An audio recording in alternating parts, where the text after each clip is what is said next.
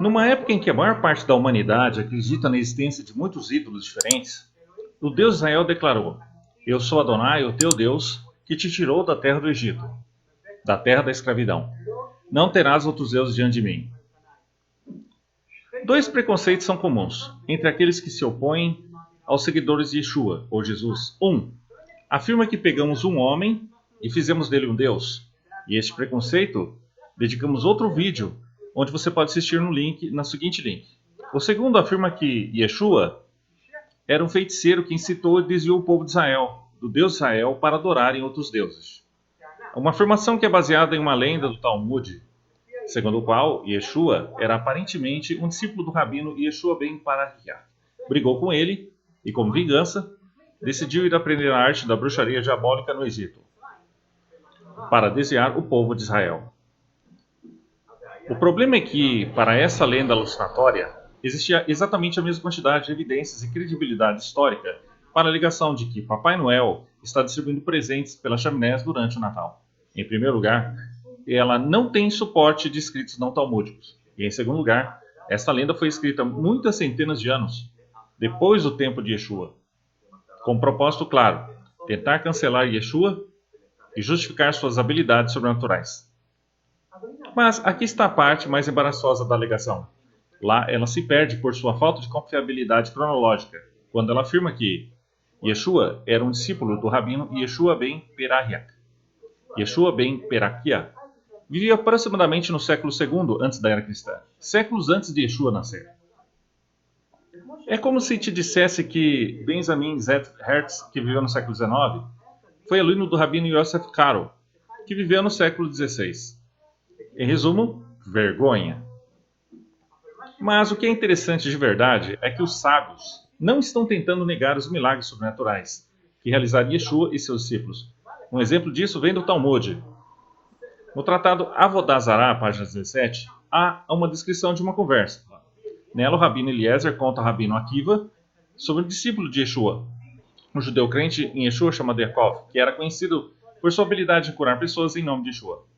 Adiante, na página 27, se diz do sobrinho do rabino Ismael, que uma cobra o mordeu. O mesmo discípulo de Yeshua, Yaakov, se ofereceu ao rabino Ismael para curar seu sobrinho em nome de Yeshua.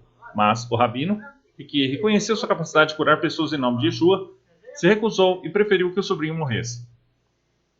Também os rabinos de nossos dias não tentam negar os poderes sobrenaturais que Yeshua tinha, mas eles tentam minar a autoridade com a qual Yeshua realizou os milagres, se baseando na mesma lenda. Veja, por exemplo, as palavras do rabino Daniel Assor. Yeshua, de fato, foi completamente um falso profeta que agiu apenas através das trevas da feitiçaria. Ele mesmo é a própria encarnação do satanismo. Voltem e anunciem a Yohanan o que vocês viram e ouviram. Os cegos vêm, os aleijados andam, os leprosos são purificados, os surdos ouvem, os mortos são ressuscitados, e as boas novas são pregadas aos pobres. Os milagres que Yeshua realizou e os seus discípulos operaram à vista de todos são provas de uma ampla gama de poderes que estavam nas mãos de Yeshua. Autoridade sobre as forças da natureza, sobre doenças, sobre demônios, na criação e até sobre a morte. Comparado com falsos profetas que realizaram milagres em nome de ídolos, Yeshua sempre se referiu apenas ao Deus de Israel. Cada milagre que ele fez foi em nome do Deus de Abraão, Isaac e Jacó. Aparentemente, baseado no profeta Yeshayahu, capítulo 35, expectativa desenvolvida entre os judeus do século III antes da era cristã, de que quando o Messias vier, só ele será capaz de realizar o que é chamado de os 4 milagres do Messias: curar o leproso, curar o cego de nascença, expulsar o demônio mudo e ressuscitar dos mortos. Uma pessoa que é considerada morta por pelo menos 4 dias. Isso é baseado no pergaminho 4K521 dos manuscritos do Mar Morto. Da mesma forma, o tratado Nedarim do Talmud Bavli corrobora esse entendimento. Desde a época em que a Torá foi concluída até a época de Yeshua, nenhum judeu foi curado da lepra. Isso ocorre porque Deus guardou para o Mashiach apenas o direito de curar um judeu da lepra. Os leprosos viviam fora da cidade, e eles eram proibidos de entrar em contato com os outros seres humanos, para que não fossem infectados com lepra. Então, Os Kohanim, sacerdotes líderes do povo, sabiam quem exatamente eram os leprosos. Yeshua não foi apenas conhecido por ter curado dezenas de judeus de Israel de lepra, mas para um deles ele também disse: mas vá se mostrar ao Kohen e apresente o Corban que ordenou Moshe para que se sirva testemunho a eles. Yeshua sabia que os Kohanim sabiam quem era aquele leproso. E quando eles viessem de que ele estava puro e curado, eles saberiam que o Mashiach estava de fato entre eles. O problema é, como o próprio Talmud documenta, os Kohanim daquela época eram maus e corruptos. Em tudo que os interessava, havia poder e controle. Mas, sobre isso, já dedicamos outro vídeo sobre o assunto. Venha assistir no link abaixo. Se Yeshua curava com feitiços demoníacos, ele não poderia curar o leproso. Deus não permitiria que ele fizesse, o que está reservado apenas para o Mashiach. Mas, mais importante que isso, foi que Yeshua realizou os milagres que fez em nome do Deus de Israel. Yeshua não afirmou curar em nome do diabo. Ao contrário, ele alegou curar em nome do Deus de Abraham, Isaac e Jacó. Assim, judeus e goim se voltaram para Deus. Apesar de tudo isso, os líderes religiosos o acusaram de ser um feiticeiro diabólico.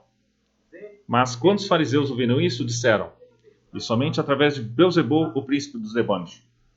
Yeshua apontou a falha lógica de seu argumento e respondeu sabiamente. E disse-lhes: todo reino dividido contra si mesmo será arruinado. E toda cidade ou casa dividida contra si mesma não subsistirá. Se Satanás expulsa Satanás, está dividido contra si mesmo. Então, como então subsistirá seu reino? Deus não só permitiu que Yeshua fizesse milagres em seu nome, mas também que a própria afirmação rabínica contra Yeshua contém uma contradição interna em si mesma. Por quê? Porque em pelo menos 3 dos milagres que Yeshua realizou, estava envolvido água, caminhar na água, transformar água em vinho e curar um cego. Afinal, no Talmud, os sábios ensinam que a feitiçaria é eliminada em contato com a água. Isso significa que o Talmud deu um tiro no próprio pé. Porque realmente, sem perceber, os sábios confessaram que Yeshua não pode ser um feiticeiro. Observe também os resultados dos milagres que realizou Yeshua. Se Yeshua tentou lançar um feitiço em nome do diabo e expulsar outros ídolos, então ele fez um trabalho muito ruim e realmente miserável. Afinal, ele só aproximou as pessoas do Deus de Israel. Os milagres que Yeshua realizou em nome do Deus de Abraham, Isaac e Jacó apenas fez com que os judeus e goim abandonassem os ídolos e acreditassem no Deus de Israel. E Yeshua realizou os milagres que realizou porque era o Mashiach. E ainda hoje, pessoas em todo o mundo estão sendo curadas sobrenaturalmente em nome de Yeshua, nosso Mashiach judeu. E nós o rejeitamos. Veja as palavras de Daniel Zion, rabino-chefe da Bulgária durante a Segunda Guerra Mundial, que veio à fé em Yeshua, o Mashiach. Se vocês, rabinos, conduzirem uma oração a Deus de todo o coração e lerem o livro do Brit Hadashah com pensamento e atitude de respeito, estou certo de que Deus abrirá os seus olhos. Yeshua não fez coisas somente boas, e também conclamou seu povo, Israel, para fazer e direção ao reino de Deus, enquanto fez milagres e maravilhas grandiosas, que nenhum profeta antes fez. Ele pediu união aos seres humanos, que eles amassem uns aos outros, e até mesmo seus inimigos. Ele pediu para que construísse uma ponte entre o povo judeu e os goim, e através disso cumpriu as profecias de Yeshua, do Deus de Abraham, Isaac e Jacó, se tornará o Deus de todos os povos do mundo. Queridos rabinos, pedimos a vocês que considerem a situação de Yeshua novamente. Como o rabino Daniel Zion, isso pode lhes custar a honra de vocês, a autoridade de vocês, o sustento de vocês. Mas seguir a verdade do Deus e de seu Mashiach vale mais do que qualquer tesouro material ou respeito dos seres humanos.